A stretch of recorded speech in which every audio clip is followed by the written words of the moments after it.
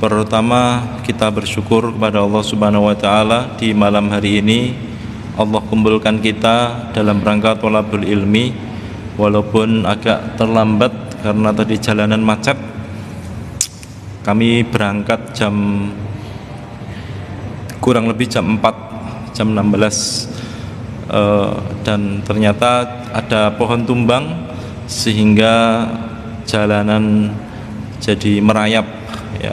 Mobil-mobil besar lewat Pantura semua Pak, sehingga sampai sini pas salam Pak ya, sampai sini pas salam, belum sholat dahulu baru kajian. Sholawat dan salam senantiasa tercurah kepada junjungan kita Nabi besar Muhammad sallallahu alaihi wasallam. Kita ikuti sunnahnya, kita tapaki jejaknya, dan kita nantikan syafaatnya di hari kiamat. Pada kesempatan malam hari ini kita akan sedikit membahas tentang potret orang tua di dalam Al-Quran, kisah-kisah di dalam Al-Quran.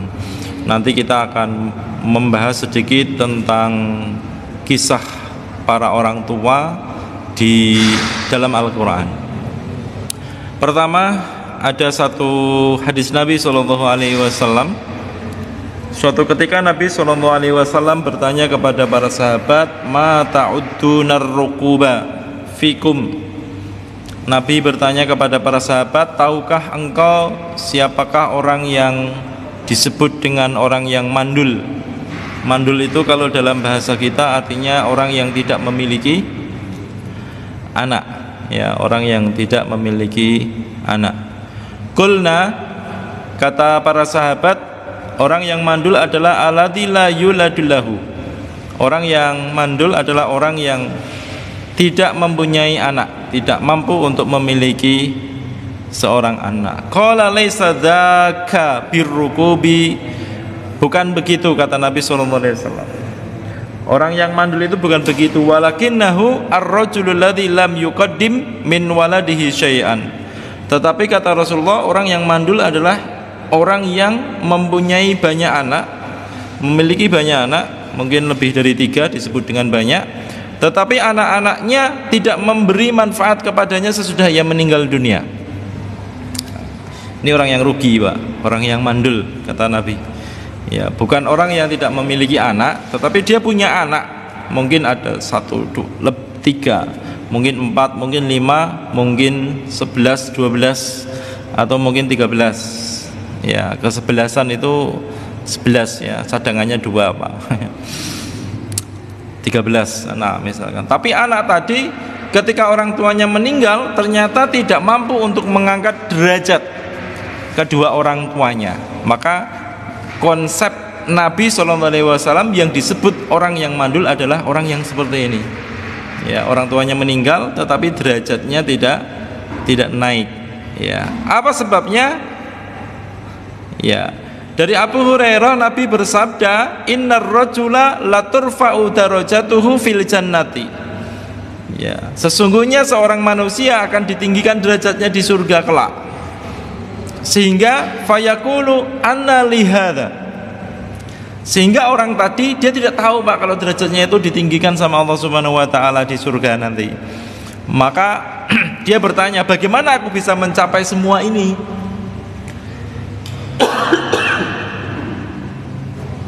Sampai orang tadi pun heran itu loh.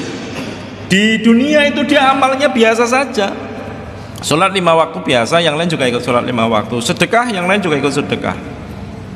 Melakukan segala yang diperintahkan oleh Allah, menjauhi segala yang dilarang oleh Allah Subhanahu wa taala. Kadang jatuh pada dosa, terjerumus dalam perbuatan dosa. Itu biasa manusia Pak. Istighfar juga biasa istighfar. Dia kagum dengan perolehan derajat di surganya nanti. Loh, dari mana ini kok saya bisa derajatnya kok bisa setinggi ini begitu. Fayuqalu lahu bistighfari waladika laka. Maka dikatakan kamu bisa mencapai derajat setinggi itu, kata Allah Subhanahu wa taala, kata Nabi sallallahu alaihi wasallam, itu bistighfari waladika laka. Yaitu dengan istighfarnya anak-anakmu untukmu ketika di dunia. Ini yang disebut dengan orang yang orang yang mandul Pak. Jadi kalau kita tidak mampu melahirkan generasi-generasi yang saat kita meninggal dunia nanti istighfar mereka senantiasa dilantunkan untuk kita menjadi orang yang mandul di dunia ini. Ya, menjadi orang yang mandul. Kalau ini Pak, orang yang seperti ini, orang yang sangat bahagia sekali Pak. Bayangkan Pak, dia nggak pernah amal solih kecuali mendidik anaknya sepenuh hati agar anaknya menjadi taat kepada Allah Subhanahu wa Ta'ala. Maka konsepnya sebenarnya adalah bagaimana anak tadi itu bisa taat kepada Allah. Ya, bukan taat kepada orang tua dulu, tapi buat dia taat kepada Allah. Kalau dia taat kepada Allah, dia akan menaati orang tua, pasti itu Pak. Karena tidak mungkin dia taat kepada Allah. Allah perintahkan disuruh birrul walidain, ya, diperintahkan untuk berbuat baik kepada kedua orang tua, tapi dia tidak berani bantah. Kenapa? Perintah Allah. Tapi kalau taatnya kita konsepnya adalah harus taat kepada kedua orang tua Pak, berapa lama kita bisa mendampingi anak kita? Ya, berapa jam kita bisa mendampingi anak kita? Saat anak kita keluar, tidak ada kita, dia nggak taat sama kita. Ya, saat kita keluar, anak di rumah bisa jadi tidak taat Pak sama kita. Kenapa? Karena tidak ada kita. Kalau konsepnya taatnya harus kepada orang tua, maka ajarkan anak kita yang pertama kali bukan taat kepada orang tua, bukan manut kepada orang tua, tapi taat kepada Allah dan Rasulnya. Ini konsepnya begitu Pak. Saat mereka taat kepada Allah dan Rasulnya Pak, dimanapun mereka berada, ya, baik dekat dengan kita maupun jauh dengan kita, dia akan selalu mengingat kita. Ya, karena Allah Subhanahu wa Ta'ala dan nabinya Rasulullah SAW memerintahkan kita untuk birrul walidain. Ya, surgamu ada di telapak kaki ibumu. Ya, ketika seorang sahabat, seorang anak datang kepada Nabi, ya Rasulullah, siapa orang yang paling berhak untuk mendapatkan kebaikanku? Apa kata Nabi? Kata Rasulullah, ummuka. Ya, paham ya Rasulullah, itu ibuku. Summaman, kemudian siapa lagi ya Rasulullah? Ummuka. Oh iya, sudah dijawab tadi. Siapa lagi ya Rasulullah? Ummuka. Sampai berapa kali Pak? Sampai 3 kali. Summaman, baru abuka. Ya, baru kepada bapakmu. Ya. Jadi ini salah satu konsepnya, bagaimana orang bisa meninggal dunia tetapi derajatnya terus naik Pak. Ya, derajatnya terus naik. Dan ini sesuai dengan hadis Nabi SAW yang diriwayatkan oleh Imam Muslim, idza mata ibnu Adam inqata'a amaluhu ila min salasin. Jika anak Adam meninggal dunia, maka terputus amalnya illa min salasin, kecuali 3. Ilmu yang bermanfaat, mengajarkan ilmu, mengajarkan Al-Fatihah, mengajarkan huruf alif ba ta sa jim ha kha. Guru-guru TPQ, ya, guru-guru TPQ jangan merasa minder. Ya, guru TPQ itu disebut guru TPQ itu sepertinya tidak begitu berkelas Pak. Ya, di strata tatanan sosial masyarakat kita, guru TPQ ngajar apa? Guru TPQ ini tidak begitu berkelas. Dosen, nah kalau dosen, oh profesor, dosen mana? Ah, itu baru berkelas Pak. Padahal salah satu potensi yang paling besar untuk menjadi pahala yang terus menerus adalah guru TPQ Pak. Makanya jangan minder itu jadi guru TPQ, harus bangga. Ya, kenapa? Nabi sudah mengabarkan kepada kita, khairukum man ta'allamal Qur'an wa 'allamah. Sebaik-baik kalian adalah orang yang mengajar dan belajar Al-Qur'an. TPQ itu kan Taman Pendidikan Al-Qur'an, atau TPA, Taman Pendidikan Agama. Iya. Yang ngajarkan di situ ngajarkan alif ba ta, ngajarkan Al-Qur'an Pak. Kalau di perguruan tinggi belum tentu ngajarkan Al-Quran. Jadi jangan merasa rendah ketika kita menjadi guru TPQ. Ya, jangan merasa minder ketika kita menjadi guru TPQ. Jadilah guru TPQ yang amanah, yang niat karena Allah Ta'ala. Ya, jadi begitu. Guru TPQ bagus Pak. Ya. Dan kebanyakan para orang tua juga harus memiliki kesadaran yang tinggi. Ya, guru TPQ supaya apa? Supaya ketika ngajar anak-anak kita itu tidak ngajar pas saat ada waktu luang, tapi dia meluangkan waktu untuk ngajar. Dulu pernah saya ceritakan, ada orang ngajar TPQ ba'da maghrib, sebelum maghrib sampai ba'da maghrib, isya baru pulang. Tapi itu semua murid santrinya banyak waktu itu. Santrinya mungkin ada 40, 50-an atau 80-an santri. Tapi itu semua bisa bubar gara-gara satu, Pak. Alasan dia. Kenapa? Kalau malam dia jualan. Malamnya jualan, Pak. Kenapa? Ini salah siapa kalau konsepnya seperti ini? Ya sebenarnya tidak ada yang salah. Dia jualan juga nggak salah. Kenapa? Karena menghidupi keluarganya, itu loh. Ya, menghidupi keluarganya. Jadi harusnya para orang tua yang anak-anaknya TPQ di situ yang harus kritis, Pak. Ya, Pak, dengan gak usah jualan, nanti kita iuran satu wali sekali ngaji 5 ribuan misalkan. Ya, anak saya ngaji TPQ itu 5 ribuan. Kalau ada 50 santri, 5 ribu kali 50 berapa, Pak? 5 kali 50? 250 ribu. Yaudah, Pak, ini kami siap ada 50 santri, urunan 5 ribuan, jenengan nggak usah jualan lagi bakso atau mie ayam, nggak usah bakso sama mie ayam, tinggalkan, setiap malam tak kasih 250 ribu. Kira-kira mau enggak, Pak? Mau. Kita diuntungkan nggak orang tua? Orang tua diuntungkan, Pak, bisa baca Quran. Ya, hanya saja kadang TPQ itu dipandang sebelah mata, jadi yang mata satu merem, Pak, gini. Kalau dosen itu, itu keren itu, Pak, ya. Nah, ini. Padahal yang punya adalah TPQ. Pertama, ilmu yang bermanfaat. Yang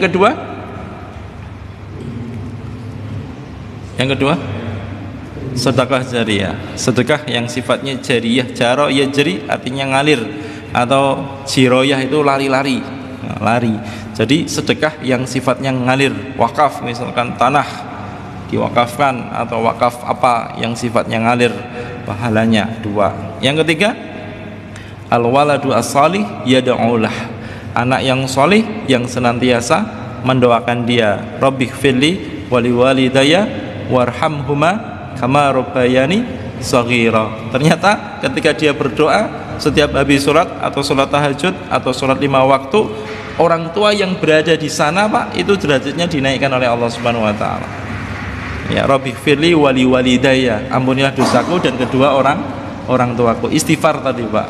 Itu kalau anak kita yang solih ingat dengan kita dengan doa tadi, Pak.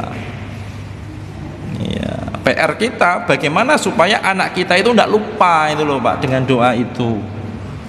Ya, dengan doa-doa itu. Mungkin sudah diajari dulu untuk berziarah ke makam kakeknya, Pak. Diajak ke makam kakeknya. Ini dulu kakekmu di sini. Kakekmu yang membesarkan ayahmu ini dulu orangnya baik begini, diajarkan ke makam gitu. Nggak harus hari Jumat, nggak harus malam Jumat. Hari Kamis boleh nggak? Boleh. Hari Rabu boleh nggak? Boleh. Ziaratul kubur, ya, ziaratul makbaroh, datang ke situ sambil didoakan. Nah, ini salah satu cara kita agar mengajarkan anak kita juga nanti ketika kita sudah meninggal datang ke makam mendoakan kita. Diajak ke makam. Itu yang pertama, Pak. Jangan sampai kita mengatakan kepada anak kita sibuk, Pak. Ya, kalau kita sudah terlanjur mengatakan kepada anak kita sibuk, wah, sibuk banget, nggak ada mau main, misalkan anak mau main sama kita, nggak ada waktu sama sekali karena pekerjaan kita dan lain sebagainya, Pak. Suatu saat nanti anak kita akan lebih sibuk daripada kita, Pak. Saat kita butuh sesuatu, anak kita sedang sibuk dengan urusan dunia, bukan dengan urusan akhirat. Ya, bukan dengan urusan akhirat tapi urusan dunia. Naudzubillah min dzalik. Jadi tidak punya anak yang soleh sama dengan mandul. Ya. Makanya contoh keluarga di dalam Al-Quran Allah memberikan ada 4 contohnya. Innallaha astafa Adama wa Nuhan wa ala Ibrahim wa ala Imran alal alamin. Sesungguhnya Allah memilih Adam, Nuh, keluarga Ibrahim dan keluarga Imran melebihi segala umat di masa mereka masing-masing. Quran surat Ali Imran ayat 33. 4 model keluarga yang Allah abadikan dalam Al-Quran: Adam, Nuh, Ibrahim dan Imran. Di antara Nabi Adam, Nuh, Ibrahim dan Imran yang memiliki konsep tentang pendidikan anak yang mana, Pak? Nabi Adam, Nabi Nuh, Ibrahim atau Imran? Nabi Ibrahim. Kita ambil comot yang Nabi Ibrahim saja. Bagaimana konsepnya? Kisah Nabi Ibrahim itu disebutkan salah satunya di dalam Quran surat As-Saffat ayat 100, 101, 102. Dulu pernah saya sampaikan. Ini konsep bakunya begini, Pak. Pertama adalah Rabbi habli minas solihin. Nabi Ibrahim alaihissalam ketika dia menikah itu, Pak ya, ketika dia menikah, dia selalu berdoa dengan doa yang tidak pernah putus. Rabbi habli minas solihin, ya Allah berikanlah keturunan anak-anak yang solih, Pak ya. Ini awal kali menikah, sampai kemudian Imam Al-Qurtubi di dalam Al-Jami' Al-Ahkamul Quran, di dalam tafsirnya, beliau mengatakan doa ini dipanjatkan beliau dengan kesabaran yang luar biasa sampai usia pernikahannya berapa tahun? 80 tahun ya, kurang lebih 80 tahun. Bayangkan, Pak, kita berdoa berapa lama, Pak? Ya Allah sembuhkanlah sakit ini, sembuhkan. Baru berapa pekan udah nggak sabar, Pak ya. Pinginnya cepat-cepat sembuh itu kan. Nabi Ibrahim alaihissalam, Pak, pingin punya anak, usia sampai berdoa sampai 80 tahun.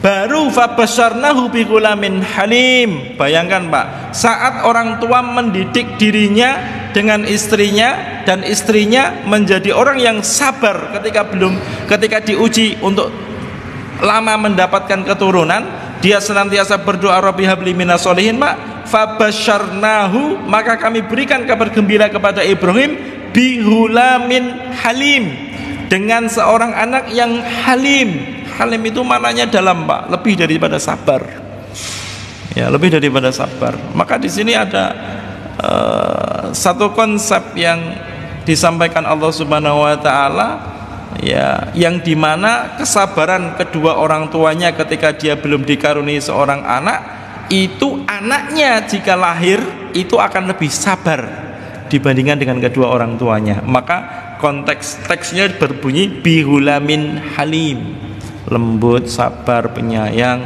dan seterusnya. Falamma balagha ma'ahu sa'ya ya, setelah Nabi Ibrahim alaihissalam kemudian dia punya anak, kemudian beliau diuji lagi, Pak. Diuji untuk apa? Untuk meninggalkan istri dan anaknya di tempat yang tidak ada air, tidak ada tumbuhan, tidak ada makanan. Di mana itu, Pak?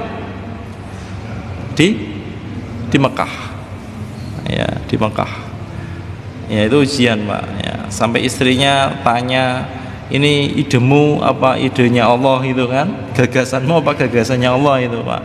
Dijawab sama Nabi Ibrahim, dan dia cuma jawab itu aja, Pak. Dia mungkin menahan sakit, Pak. Sakit betul, kalau bukan karena perintah Allah tidak mau Nabi Ibrahim, Pak. Bayangkan 80 tahun belum punya seorang anak, ketika punya anak disuruh ngasingkan, Pak. Ditaruh di tempat yang tidak ada air, tidak ada tumbuhan. Bayangkan. Istrinya tanya, ini kamu menempatkan saya di sini idemu apa idenya Allah itu loh, Pak.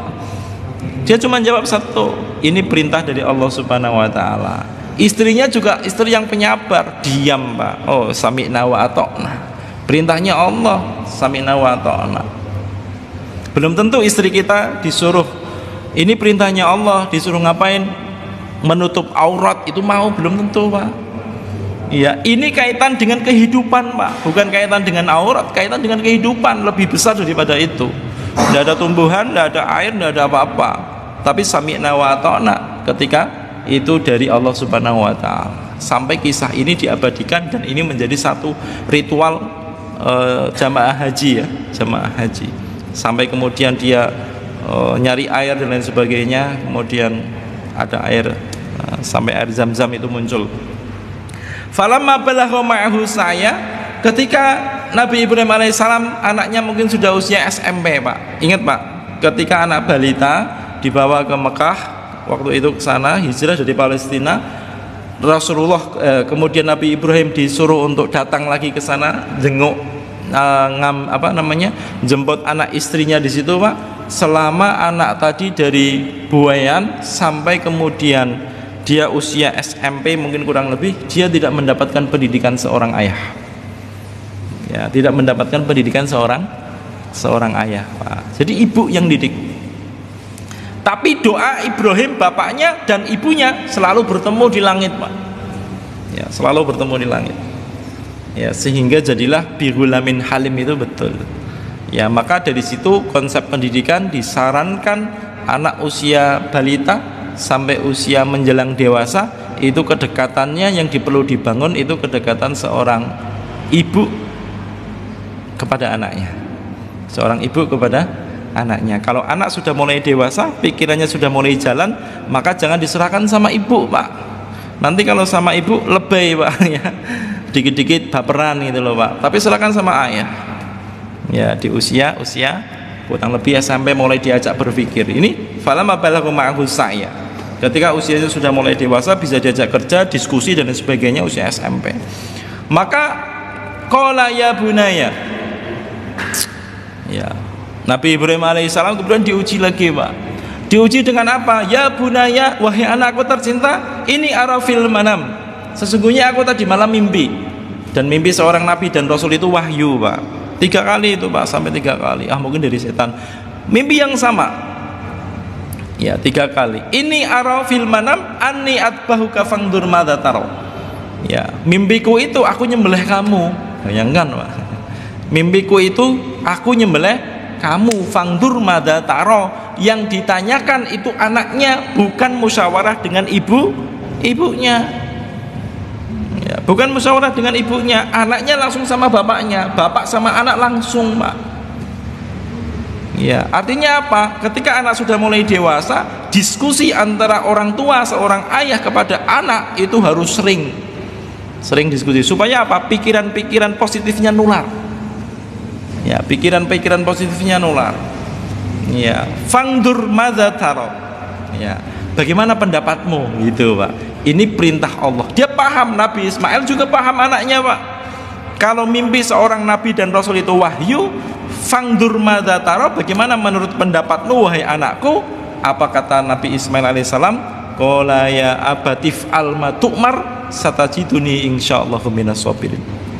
Wahai bapakku yang tercinta, lakukan, kerjakan, laksanakan apa yang diperintahkan Allah kepadamu, satajiduni insyaallahu minas sabirin. Kamu akan mendapatiku sebagai orang yang sabar, bersama orang-orang yang sabar. Ingat, Pak, kata sabar itu dari Nabi Ismail alaihissalam. Tapi Allah mensifati bihulamin halim. Ya, halim itu lebih daripada sabar. Ya, lebih dalam lagi maknanya. Ini salah satu kisah yang diabadikan oleh Allah Subhanahu wa taala di dalam Quran surat As-Saffat ayat 100 ayat 102. Kalau anak sekarang usia SMP kira-kira bisa ngapain, Pak? Anak sekarang SMP bisa ngapa, Pak? Nak? Iya. HP-mu yang baru itu tak jual, tak buat berobat, boleh enggak kira-kira, Pak? Nggak usah pakai sembelih, Pak.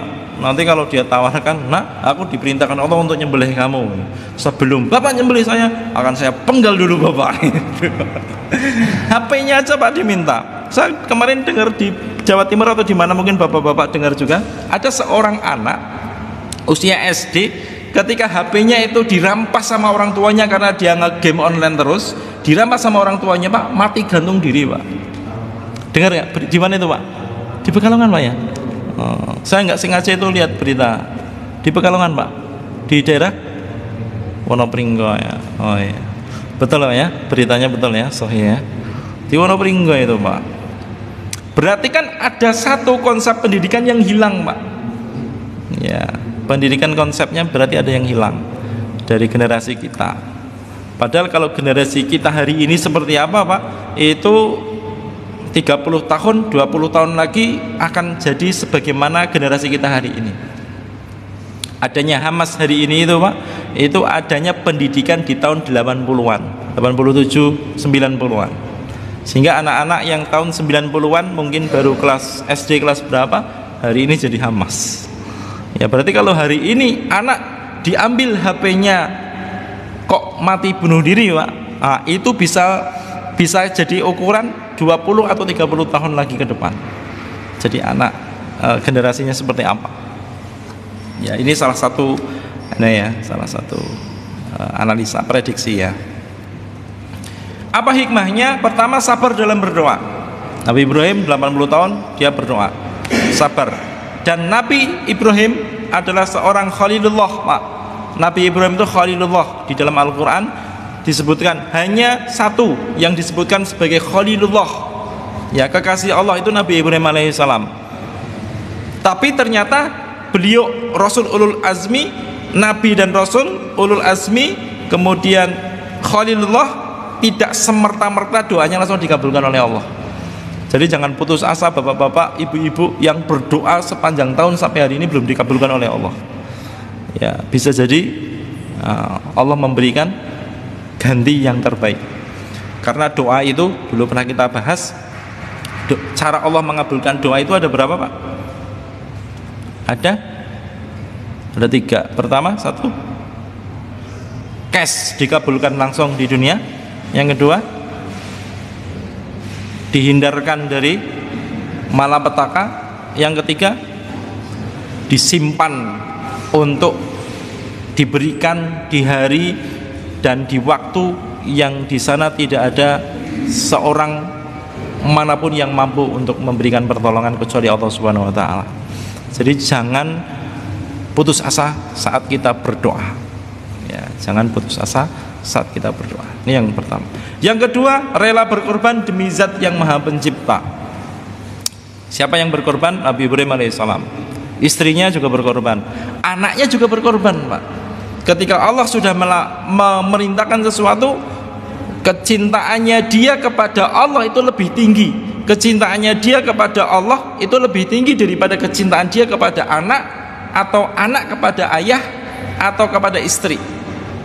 Ya, jadi meletakkan cinta kita kepada anak dan istri kita di bawah kecintaan kita kepada Allah dan Rasulnya. Konsepnya begitu, Pak. Ya, makanya di zaman Nabi SAW, kalau bapak-bapak dengar kisahnya, Nabi pernah disebut sebagai kahin. Kahin itu tukang dukun yang yufarriqu bainal mar'i wa zaujih, yang memisahkan antara suami dan istri. Ya, kenapa? Suaminya muslim, istrinya masih kafir. Istrinya muslimah, suaminya masih kafir. Sehingga mereka ketika ada perintah hijrah dari Mekah ke Madinah, ya, dari Mekah ke Yasrib pada waktu itu, mereka akan terputus, Pak. Anak meninggalkan orang tua meninggalkan anak. Kenapa? Perintah Allah dan Rasulnya lebih dia cintai daripada anak dan istrinya. Jadi konsepnya begitu, Bapak Ibu. Yang ketiga adalah tawakal. Ya, di situ ada tawakal tingkat tinggi yang mesti berbuah hikmah yang sangat dalam, Pak. Sebagaimana istrinya Nabi Ibrahim, ibu dari Ismail alaihissalam, yang dimana beliau ditinggalkan begitu saja, tidak diberikan bekal, tidak dititipkan bekal, tanahnya tandus, tidak ada tumbuhan dan tidak ada potensi kehidupan di situ. Tapi dengan kesabaran dan tawakal kepada Allah, akhirnya sampai sekarang bisa kita rasakan. Yang keempat, tidak mendapatkan pendidikan secara lengkap. Ya, Nabi Ibrahim alaihissalam tidak mendidik dari usia balita sampai usia menjelang dewasa, Nabi Ismail alaihissalam. Kemudian anak yang penyabar, lembut dan patuh kepada syariat Allah Subhanahu wa taala. Inilah yang disebutkan dengan fabasyarnahu bi ghulamin halim. Nah, bagaimana caranya agar anak-anak kita sebagaimana anak-anaknya bapak? Ya, maksudnya anak Ismail, anaknya seperti bapaknya Nabi Ibrahim alaihissalam, kan cocok itu, Pak. Ya, maka saya sebutkan di situ ayah bunda itu sama dengan anak-anak. Konsepnya begitu. Apa dalilnya? Dalilnya adalah satu ayat di dalam Quran surah Al-Kahfi ayat 82, dulu pernah saya sampaikan ini, Pak. Al-Kahfi 82. Ya, fa'arada rabbuka wa kana abuhuma sholihan. Ini wa kana, dan adalah abuhuma, bapak keduanya siapa? Yatimaini, dua anak yatim fil Madinah di kota. Wa kana tahtahu kanzul lahuma, di bawah al-jidar, yaitu tembok yang roboh, itu ada kanzul lahuma, perhiasan. Wa kana abuhuma sholihan, kedua orang tuanya dulu orang solih. Di dalam tafsir Ibnu Katsir Al-Quranul Adzim maupun di dalam tafsir Imam Al-Qurtubi Al-Jami' Al-Kamul Quran menyebutkan fafihi ma yadullu ala anna Allah ta'ala yafadhu sholiha fi nafsihi wa waladihi. Ya, Ayat ini Quran surah Al-Kahfi 82 ya dulu ala anna Allah Ta'ala menunjukkan bahwasanya Allah Subhanahu wa Ta'ala yahfadus salihah, menjaga orang yang solih, fi nafsihi, pada dirinya, wa fi waladihi, dan kepada anaknya, anak keturunannya, wa in ba'du anhu, walaupun jaraknya jauh, Pak. Mungkin bisa kakek ya, atau mungkin bisa cicit ya. Cicit itu kakaknya, adiknya cicit tahu? Buyut. Kakek, buyut, terus cicit. Cicitnya cucut. Cicit ya. Ya, maka di dalam syariat Islam, Pak, itu kita itu diperintahkan untuk memperhatikan nasab. Ya. Maka kalau jenengan lihat hadis Nabi SAW yang memerintahkan untuk menikahi seorang perempuan karena 4 alasan tadi, ya Pak ya, 4 alasan tadi di situ disebutkan salah satunya adalah nasab, keturunan. Ya, salah satunya nasab, Pak. Berarti penting, Pak, nasab itu, Pak. Penting. Ya, nasab ya disebutkan. Nah, nasabnya itu, Pak, itu bisa jadi ada doa nenek moyang dia yang doanya itu kemudian ngalir kepada anaknya, ya, kepada anak yang sekian. Makanya di sini disebutkan wa in ba'du anhu, walaupun jaraknya jauh. Wa fi riwayatin, dalam sebuah riwayat yang lain, annallaha ta'ala yafadhu sholiha fi sab'atin min dzurriyyatihi. Ya, dalam riwayat yang lain disebutkan Allah akan menjaga orang soleh tadi wa fi sab'atin min dzurriyyatihi, dan 7 anak keturunannya. Jika anak kedua orang tuanya solih dan solihah, yang dijaga tidak hanya anaknya dia saja, tapi cucunya sampai 7 keturunannya dijaga oleh Allah Subhanahu wa Ta'ala. Ini di dalam tafsir Imam Al-Qurtubi, Pak. Nanti jangan bisa cek, atau bisa dilihat juga di dalam Quran, tafsir Quranul Azim Ibnu Katsir. Ya, disebutkan hampir sama begini. Jadi bagaimana konsepnya cara mendidik anak biar anak itu solih solihah? Maka ayah bundanya juga harus jadi anak yang solih, anak yang solih. Jadi orang tua yang solih solihah. Ya, nih dijaga oleh Allah Subhanahu wa Ta'ala. Kok kadang kita lihat ada orang yang solih, anaknya kok nggak solih? Bisa jadi itu ujian, Pak. Ya, bisa jadi ujian. Dan ada orang yang diuji oleh Allah Subhanahu wa Ta'ala, orang tua itu berdoa agar anaknya itu hafal Quran, Pak. Berdoa dari dia usia dia lahir sampai usia dewasa, sampai orang tuanya meninggal, dia berdoa, tetap doa anaknya pengen hafal Quran. Tapi ternyata Allah kabulkan setelah sekian tahun orang tuanya meninggal, baru anaknya usia 50-60 tahun itu dia hafal Quran, Pak. Dan hafalannya hafalan mutkin itu kuat. Ya, pernah dengar ceritanya, Pak ya, kisah ini ya, yang ketika syekh dari Arab ngimami salah itu, Pak, yang ngimami salah, yang betulkan orang tadi, Pak, orang sepuh tadi, yang betulkan orang sepuh tadi. Pernah dengar ceritanya? Belum? Yang betulkan orang sepuh tadi, sampai beberapa kali itu, Pak, sholat tarawih itu salah lagi, yang betulkan orang tadi sampai syekhnya itu kemudian oleh ke belakangnya. Sopo jenis yang betul kayak kok hafal tenan gitu loh, Pak. Ternyata mbah-mbah, Pak, yang betulkan. Ketika tanya, diskusi sama mbah-mbah tadi, kenapa kok hafalannya sampai mungkin begini, usia berapa dia ngafal begitu, Pak? Itu dia usianya udah sepuh, Pak, ngafal itu usia 50 sekian atau 60 sekian itu. Udah, kok bisa sampai kuat begitu? Nah, dia ingat dulu orang tuanya dari dia kecil itu selalu berdoa supaya saya itu anaknya hafal Quran. Ya, ternyata dikabulkan setelah sekian puluh tahun orang tuanya meninggal dunia. Makanya tadi doa itu jangan sampai berhentilah kita berdoa dalam kebaikan ini, Bapak Ibu hadirin. Mungkin anak kita nakal di ini, Bapak Ibu hadirin, bisa jadi setelah kita meninggal dunia ternyata Allah memberikan taufik hidayahnya, dan doa yang dulu kita lantunkan anak kita supaya mendirikan sholat, anak kita supaya jadi anak soleh-soleh, dikabulkan saat di akhir hayatnya, Pak. Jadi jangan putus asa dalam berdoa, karena itu bisa jadi bagian daripada ujian. sebagai orang tua. Ya. Bagaimana kalau Islam keturunan, Pak? Islam keturunan itu kalau hari ini kita dengar ada orang ngomong Islam keturunan, konotasinya jelek apa bagus, Pak? Konotasinya jelek apa bagus? Di benak kita kira-kira itu Islam keturunan kayak mono gitu misalkan ya. Kira-kira bagus apa jelek itu, Pak? Menurut pikiran kita bagus apa jelek? Jelek, Pak ya? Baik. Islam keturunan itu baik. Iya betul, baik kalau di sini baik, Pak, maksudnya. Tapi kalau menurut Islam keturunan kan jelek itu, Pak. Iya, pikirannya kan jelek itu. Nyata nih Islam keturunan. Ternyata kita Islam keturunan di sini itu baik, Pak. Islam keturunan itu baik. Apa dalilnya?